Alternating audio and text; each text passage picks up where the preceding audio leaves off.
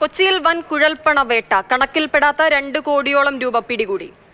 രണ്ടുപേർ കസ്റ്റഡിയിലുണ്ട്. സ്നേഹമോൾ നൈനാൻ വിവരങ്ങളുമായിട്ട്. സ്നേഹ, ഇവരിൽ എവിടെ നിന്നാണ് ഇവരെ പിടികൂടിയത്? എങ്ങനെയാണ് ഈ പണം കടത്താൻ ശ്രമിച്ചത്?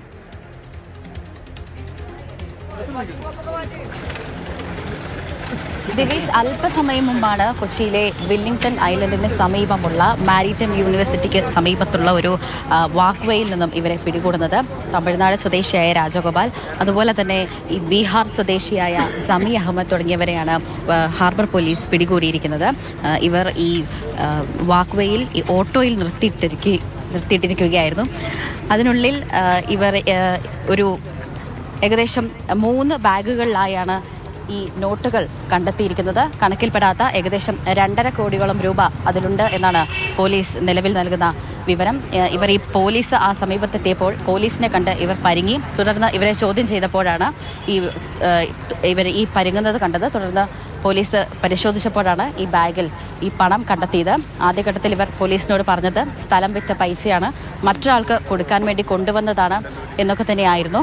പക്ഷേ അതിനുശേഷം സംശയം തോന്നിയ പോലീസ് നിലവിൽ ഇരുവരെയും കസ്റ്റഡിയിൽ എടുത്തിരിക്കുകയാണ്. 20 വർഷത്തോളമായി വൈറ്റിലയിൽ താമസിച്ചു വന്ന ആളായിരുന്നു ഈ തമിഴ്നാട് സ്വദേശിയായ രാജഗോപാൽ.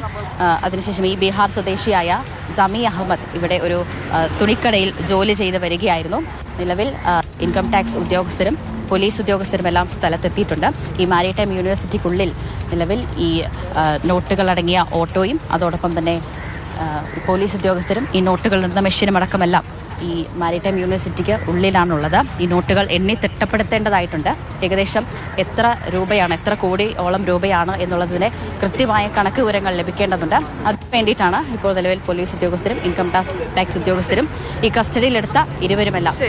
കണക്കിൽപ്പെടാത്ത 2 കോടിയോളം രൂപയാണ് പിടികൂടിയിരിക്കുന്നത്. ഇതര സംസ്ഥാനക്കാരായ 2 പേരാണ് അറസ്റ്റിലായിരിക്കുന്നത്.